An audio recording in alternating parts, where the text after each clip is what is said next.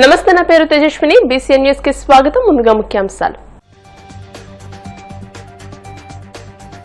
ఏలూరు జిల్లాలో deputy CM Pawan Kalyan సుడిగాలి పర్యటన. Is జగన్నాథపురంలో ఇటీవలే నిర్మించిన మ్యాజిక్ డ్రైన్ వ్యవస్థ పరిశీలన. శెట్టి బలిజలకు ఎవరేం చేశారో కుల పెద్దలు మీడియా సమక్షంలో చర్చకు సిద్దమా? మంత్రి సుభాష్ కు సవాల్ విసిరిన మాజీ మంత్రి చెల్లుబోయిన వేణుగోపాలకృష్ణ. ప్రజా సమస్యల పరిష్కార వేదికలో అందిన అర్జీలను త్వరితగతిన పరిష్కరించండి. అధికారులకు కాకినాడ జిల్లా కలెక్టర్ షణ్మోహన్ ఆదేశాలు.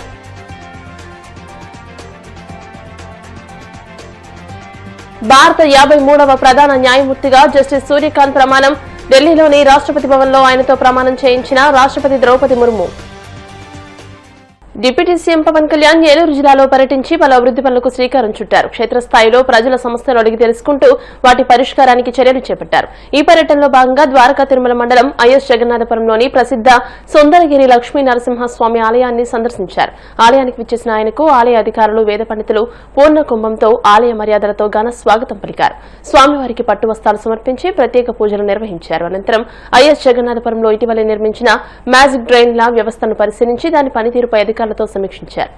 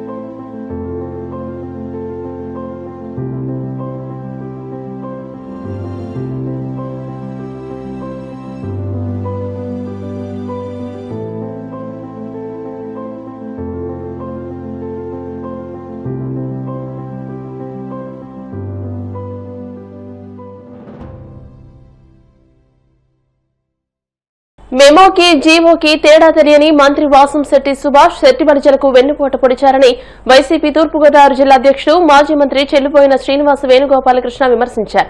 తాడేపల్లి వైసీపీ కేంద్ర కార్యాలయంలో ఆయన మీడియాతో మాట్లాడుతూ జీవో నంబర్ 16తో పాటు శెట్టి బలిజలకు ఎవరేం చేశారన్న దానిపై కుల పెద్దలు మీడియా సమక్షంలో చర్చకు సిద్దమా అని సవాల్ విసిరితే మంత్రి ఎందుకు తోకముడిచారని నిలదీశారు.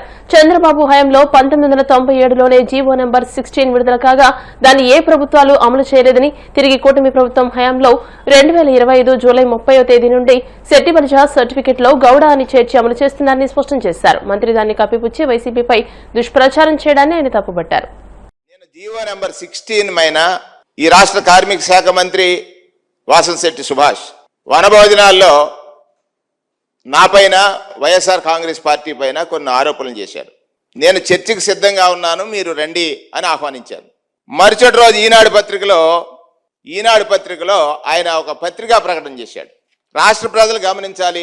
పత్రికా ప్రకటనలో వారు చెప్పింది ఏంటంటే, శెట్టి బలిజలను గౌడు కులంలో చేరుస్తూ వైకాపా ప్రభుత్వం విడుదల చేసిన జీవోని చంద్రబాబు గారి పాలనలో చేసిన జీవోగా మేము విమర్శించామని చెప్తున్నారు. అంటే కనీస అవగాహన లేనటువంటి మంత్రి గారు అంటానికి ఇంతకంటే ఉదాహరణ ఉందా? చంద్రబాబు నాయుడు గారు, నేను ఇక్కడ వాసంశెట్టి సుభాష్ కార్మిక శాఖ మంత్రిని కాదు అడుగుతుంటా మిమ్మల్ని.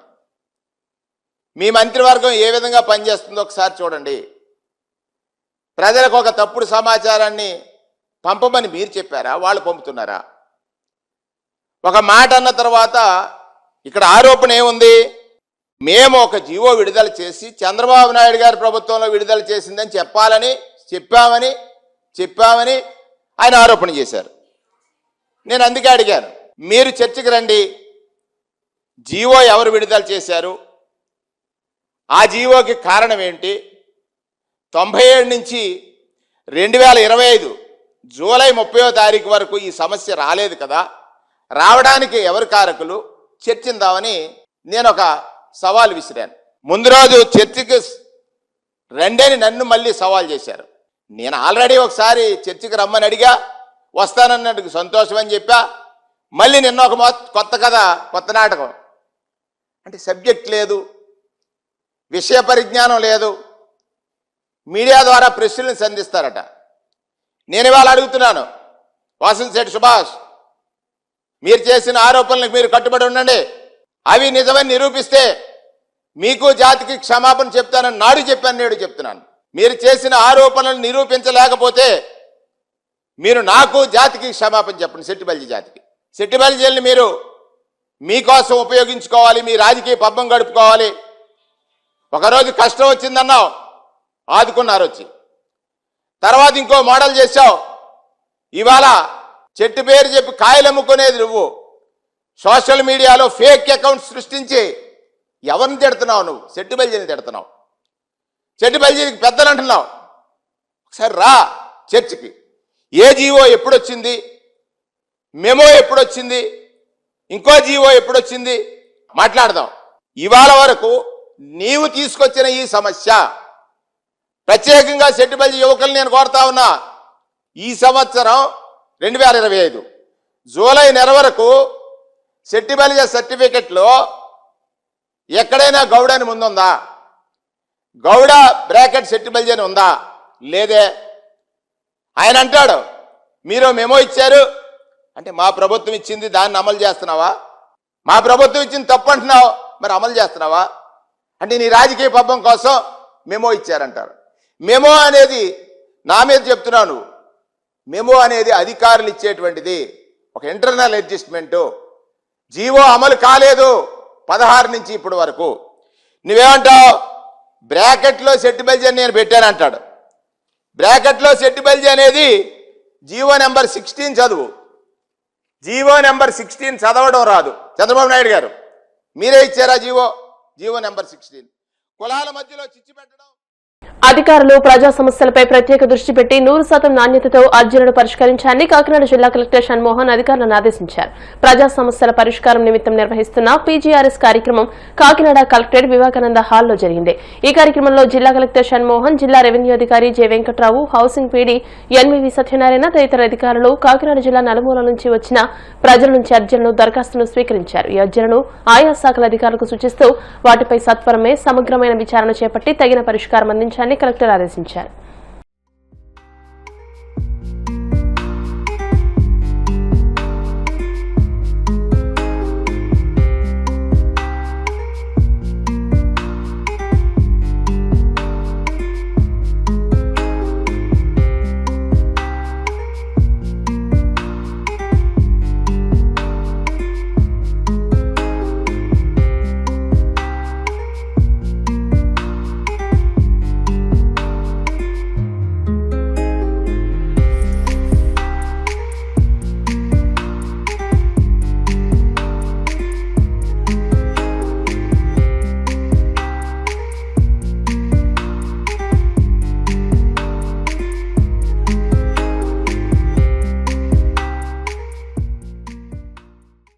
తిరుపతి జిల్లా గూడూరు మండలం పోటుపాలెం గ్రామంలో రైతు సేవలో మన మంచి ప్రభుత్వం కార్యక్రమం నిర్వహించారు. ఈ కార్యక్రమానికి ముఖ్య అతిథిగా ఎమ్మెల్యే పాసం సునీల్ కుమార్ హాజరయ్యారు. రైతుల నివాసాల వద్దకు వెళ్లి కూటమి ప్రభుత్వం అందిస్తున్న సంక్షేమ పథకాల గురించి ఆయన వివరించి సమస్యలు అడిగి తెలుసుకున్నారు. ఈ సందర్భంగా ఎమ్మెల్యే మాట్లాడుతూ రైతుల వద్దకు వెళ్లి అన్నదాత సుఖీభవ నగదు జమ అయిందా లేదా అని తెలుసుకుంటున్నామని, ప్రభుత్వ ఆర్థిక సహాయంపై రైతులు ఎంతగానో సంతోషాన్ని తెలియజేస్తున్నారని అన్నారు.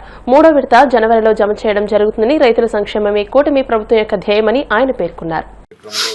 రైతన్న సేవలో మన మంచి ప్రభుత్వం అనేటువంటి ఒక మంచి కార్యక్రమానికి ముఖ్యమంత్రి నారా చంద్రబాబు నాయుడు గారు శ్రీకారం చుట్టారు. ఎందువల్లంటే మేము ఇటీవలే అన్నదాత సుఖీభవ 2 విడతలుగా మేము ప్రతి రైతు ఖాతాలో 7,000 రూపాయలు వేశాం. దాంట్లో 2,000 ప్రధానమంత్రి మోడీ గారు, అలాగే 5,000 రూపాయలు ఇక్కడ నారా చంద్రబాబు నాయుడు గారు, పవన్ కళ్యాణ్ గారు, లోకేష్ బాబు గారి సహాయ సహకారాలతో రైతుల ఖాతాలో వేసే కార్యక్రమం. వేసిన తర్వాత గమనుండకుండా ఖచ్చితంగా ఆ రైతు దగ్గరికి వెళ్ళి, ఏమయ్యా మీకు ఈ రైతు భరోసా పడిందా పడలేదా అనేటువంటి అడిగే కార్యక్రమం. పడితే మీరు ఏ విధంగా ఫీల్ అవుతున్నారు అనేటువంటి మాటలు కూడా వాళ్ళని అడుగుతున్నాం. పడిన వాళ్ళందరూ కూడా ప్రశాంతంగా బ్రహ్మాండంగా మాకు సంతోషంగా ఉందయా, చెప్పిన ప్రకారంగా గతంలో 13,000 వస్తున్నది, మాకు ఈరోజు చెప్పిన ప్రకారంగా 20,000 రూపాయలు ఇచ్చేదానికి చంద్రబాబు నాయుడు గారు రెడీ అయ్యారు. దాంట్లో 14,000 రూపాయలు ఆల్రెడీ మాకు పడింది. జనవరిలో మరొక 6,000 పడుతుంది. మేమందరం కూడా చాలా హ్యాపీగా ఉన్నామని చెప్పి ప్రతి ఇంటికి పోయినా కానీ పలకరించి సంతోషంగా వ్యక్తం చేస్తున్నారు. అది కావాలా. అట్లాగే పడిన వాళ్ళు మాకు పడలేదంటే అప్పటికప్పటికి మా అగ్రికల్చర్ రెడ్డి గారు, మన అనిమల్ హస్బెండరీ మా డాక్టర్ గారు, వీళ్ళందరూ కూడా అగ్రికల్చర్ వాళ్ళు నోట్ చేసుకొని అది ఏ విధంగా చేయాలనేది మా నాయకులతో మాట్లాడి, గవర్నమెంట్తో మాట్లాడి వాళ్ళకు కూడా త్వరలో పడే విధంగా కూడా ఏర్పాట్లకు కూడా ఇక్కడ సందిగ్ధం చేసేటువంటి కార్యక్రమం చెప్పి నేను తెలియజేస్తున్నా. ఎందువల్లంటే ఈరోజు పంటలు వేస్తున్న వాళ్ళ రైతులందరికీ కూడా నీళ్లు చాలా అవసరం. ఈరోజు అందరూ అంటారు చంద్రబాబు నాయుడు గారు గెలిస్తే వర్షాలు రావు అని. ఈరోజు చంద్రబాబు నాయుడు గెలిచి 15 నెలలైంది. బ్రహ్మాండంగా నీళ్లు ఉన్నాయి. ప్రతి ప్రాజెక్టులో నిండిపోయింది, ప్రతి చెరువులు నిండిపోయి, ప్రతి పేదవాడి పంటల్లో అంతా కూడా ఈరోజు నీళ్లు నిలవ ఉండేటువంటి కార్యక్రమం అని చెప్పి కూడా మేము ధైర్యంగా చెప్తున్నాం. ఏదో ఊరికే నోట్లో మాట్లాడడం కాదు.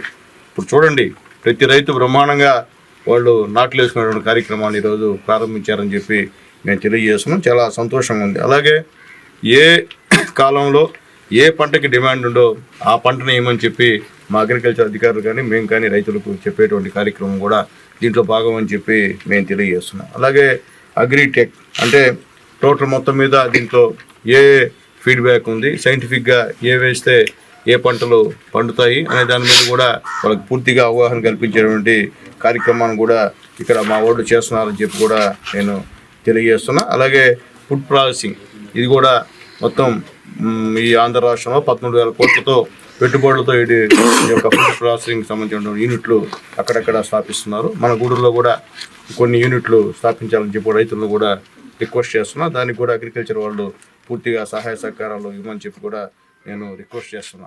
ఇప్పుడు కాసేపు ప్రకటనలు.